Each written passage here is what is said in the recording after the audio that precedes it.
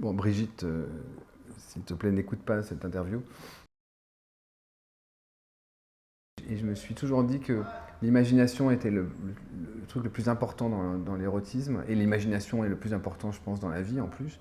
Est-ce que tu peux te présenter du coup pour ceux qui ne te connaissent pas ou ceux qui ne t'ont pas reconnu? Alors, je suis Jacques Chirac. Ça, tu vois, ça c'est le moment où tu dois couper. En fait, je suis plus timide quand je fais des photos de meufs à poil que quand je fais Ouais. des interviews. Ouais. Parce que du coup, quand il y a une meuf à poil devant toi, c'est plus compliqué. La gestion de la meuf à poil quand tu shootes, ouais. Enfin, c'est pas compliqué, c'est juste que. Enfin, j'essaye de toujours de rester élégant, tu vois, garder une certaine distance de manière à ce que on reste dans le cadre du boulot et pas de la vie privée. Donc, voilà, enfin, je fais très attention à la façon dont je shoot et dont je parle aux gens quand il peut y avoir de la nudité, ce qui est assez rare. Parce que j'ai essayé de foutre ma grand-mère à poil et pour le coup, quand je lui dis mamie, K, à Walp, il ne s'est jamais rien passé. Non. En général, mais un casque, une tenue de super-héros et ça donne pas sinon, tu lui mets une tenue transparente. Non, on ne fait pas ces choses-là, nous. Enfin, pas dans ma famille. Non. Je viens de la publicité, j'étais directeur artistique pendant des années.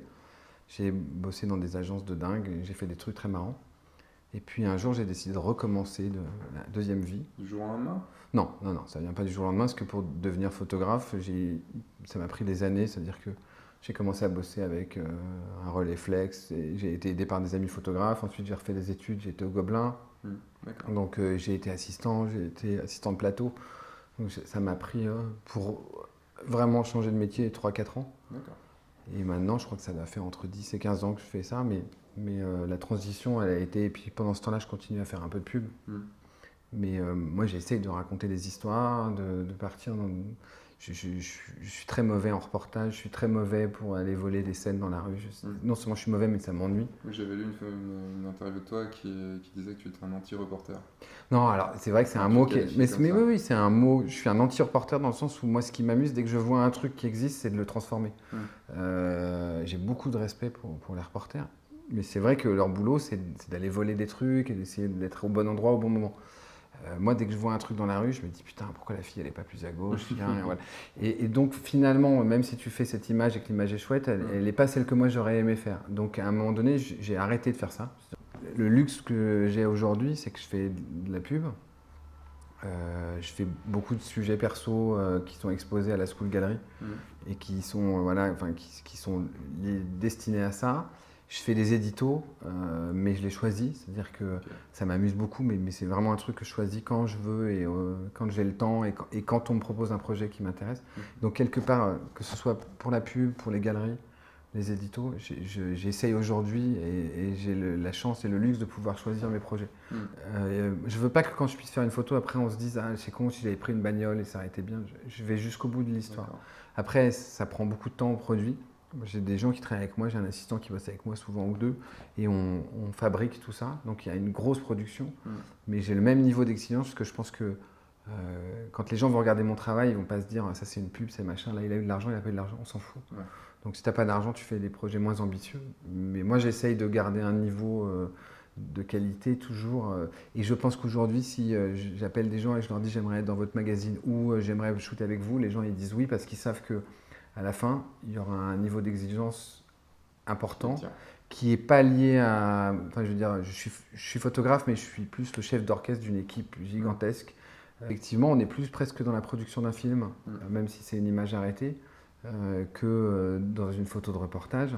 Et quand on expose, moi je vais jusqu'à. Enfin, le choix du papier est hyper important, la taille, le choix du cadre. La dernière série, il y a 86 images, il y a 17 séries, il y a 17 types de cadres différents. Donc, ça veut dire que chaque série, dans chaque endroit, a son type de cadre qui colle au papier. Et c'était vraiment l'idée de se dire que quand tu vas faire ton expo, la série a été publiée dans le magazine normal, chaque diptyque et chaque portrait a un cadre spécifique à son époque et à la chromie de l'image.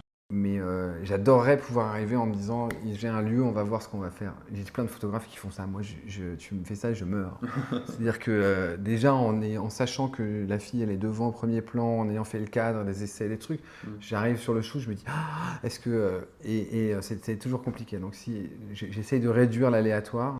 Mais est-ce que tu laisses pas quand même une part toujours d'aléatoire? Non, il y a une part d'aléatoire qui est obligatoire. C'est-à-dire déjà, tu prends une comédienne que tu mets sur un fond, on lui a fait un vêtement sur mesure.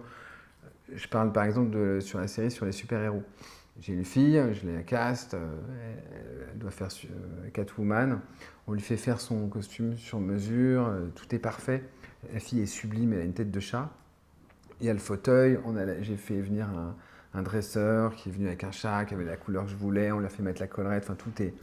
Et puis après, au moment où tu shootes, il y a un truc qui se passe que tu ne contrôles pas, et tant mieux, c'est-à-dire ce serait horrible aussi. Et donc la fille a commencé à bouger, le chat a commencé à bouger, et tout d'un coup tu vois apparaître des choses que tu n'espérais pas ou que tu espérais. Et là, effectivement, l'aléatoire, c'est que la fille baisse la tête dans un sens, le chat se met dans l'autre sens, il lève la patte, que tu as appuyé juste à ce moment-là, et qu'il y a une espèce de magie. C'est que souvent on me dit, mais comment vous avez fait ça? Et en vrai, je ne dis pas parce que ça regarde personne. L'objet n'est pas on me demande comment ma grand-mère peut voler. On s'en fout. Le truc, c'est quand tu regardes l'image, tu te dis waouh. Après, est-ce que c'est un montage? Est-ce qu'on a mis une corde? Est-ce qu'on l'a prise dans un sens, dans l'autre? Et je pense que c'est important de garder. Là, je viens de faire une campagne qui va sortir, qui est un truc de dingue pour le Puy du Fou, avec 30 comédiens, des chevaux, des animaux. Enfin, c'est vraiment un. Et le directeur général associé qui était là avec moi et qui s'occupe de la com, on parle et puis je lui dis, est-ce que je peux montrer une photo? Il me dit non. Je lui dis ok, de toute façon je te demande. Et il m'a dit un truc très juste, il m'a dit, j'ai pas envie qu'on sache comment on a fait ça. Parce que le mec tient un parc et où tu dois rêver, et il a raison. C'est-à-dire qu'effectivement, quand tu regardes une image, qu'est-ce que ça peut foutre de savoir si c'est monté, si c'est vrai? En fait, en vrai, c'est est-ce qu'elle t'emmène ou elle t'emmène pas? Mais j'essaye, et ça c'est ce que la pub peut-être de pas avoir de trucs. C'est-à-dire que, tu vois, quand on a fait les super-héros flamands, ça a marché très bien, et les gens s'attendaient sans doute à ce que je refasse un truc dans le même genre. Et je suis parti sur une série avec les Lubavitch en noir et blanc. Et j'ai pris des Lubavitch. Tu l'as fait après ça? Ouais. D'accord. J'ai pris des Lubavitch de Brooklyn que j'ai foutu dans des situations. Et le paradoxe, il est là aussi. C'est-à-dire de prendre des mecs qui sont des religieux et de les mettre dans des situations décalées. Ils sont très décalés, les Lubavitch, en vrai. Mais on ne les voit pas comme ça. Donc là, il y a un décalage. Après, j'ai fait une série sur l'érotisme qui est et qui a encore aussi une espèce de décalage, c'est-à-dire que tu as des personnages qui ne sont pas au même endroit au même moment, et si tu associes les deux, ça te raconte une histoire. Donc moi, ce qui m'amuse, c'est le décalage et le paradoxe. Surtout de ne pas rentrer, je ne veux pas de système, voilà. Je ne veux pas rentrer dans un système. Donc après, la question c'était, est-ce que je préfère la peinture flamande ou les super-héros? Ma réponse est ni l'un ni l'autre, c'est-à-dire que John Wayne. Est-ce que c'est une bonne référence, John Wayne? On n'est pas sûr. Le nu, ça m'intéresse, mais pas plus que les super-héros. C'est-à-dire que ce qui m'intéresse, c'est de raconter des histoires. Là, d'abord, j'avais envie de faire autre chose. Je me suis dit, c'est bon, on a fait la grand-mère, on a fait les rabbins, on a fait les super-héros, on a fait la peinture flamande. Et je me suis dit, partons dans autre chose. C'est quoi autre chose? Donc, j'aime bien l'idée qu'on ne t'attende pas à un endroit et que, justement, il y a la qualité de tes photos, la qualité de ton histoire, mais aussi le fait qu'on se dise, ah putain, il a fait ça. Et ça m'amuse que les gens qui ont aimé les Lubavitch me disent, putain, alors que c'est un truc très religieux, ah mais j'aime beaucoup aussi ce que tu as fait sur l'érotisme. Effectivement, ils sont figés, mais souvent mes personnages, alors c'est un choix que j'ai fait, ils expriment très peu de choses, parce que je trouve que justement, s'il y a beaucoup d'expressions, ça empêche les gens de se raconter une histoire. Donc, je me dis, il faut être assez figé, assez neutre. C'est un parti pris, hein. C'est vrai que moi je l'ai pris plus comme quelque chose de ça peut être aussi une interprétation. Parce que tu regardes un peu le regard un peu vers le bas. Mais c'est. Voilà, tu vois, enfin, en tout cas, moi, la façon dont je l'ai fait, je me suis dit, ne rentre pas trop dans le détail d'expression de gens, parce que si tu rentres là-dedans, tu enlèves une part d'imaginaire qui est très compliqué pour moi de prendre juste une fille dans un endroit et de la foutre à poil. D'abord parce que ça, même si je trouve ça sublime, Il y a des photographes de nu que j'adore, je saurais pas quoi faire en fait. C'est-à-dire que pour moi, de prendre une fille et de la mettre et de faire une très belle photo d'elle, c'est pas suffisant. J'ai envie de raconter une histoire. Pour apprendre la photo, est-ce que tu as un conseil à donner aux gens qui aimeraient aller dans ton style de photo, enfin dans le style de mise en scène que tu peux faire? Est-ce que tu as un conseil à donner Je crois que le plus grand conseil que tu puisses donner, c'est que la technique, c'est rien. Voilà. Savoir placer une lumière.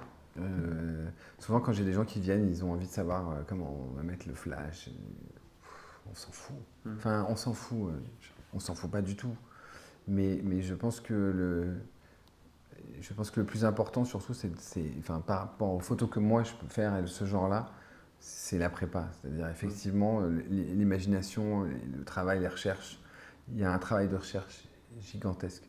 Je pense que quand tu t'es fait un document et que tu as passé des semaines à chercher des références, que tu as écrit des histoires, etc., si tu fais bien ce travail-là, après tout le reste, ça va te permettre à toute ton équipe de comprendre quel genre de maquillage, quel genre de coiffure, quel genre d'attitude. Tu amènes ton document à la personne qui va être photographiée. Je pense qu'il n'y a pas de détails. Voilà. Au même titre que je travaille avec une chambre, tu vois, et que quand tu es photographié avec une chambre, c'est pas pareil que si tu es photographié avec un Canon. Parce que, enfin, par rapport aux photos que je fais, toujours je mets et tout d'un coup, il y a un truc qui se passe, il y a un déclencheur souple, on prend le temps. Voilà. Je pense que la préparation, c'est primordial. Donc je vais la refaire, celle-là.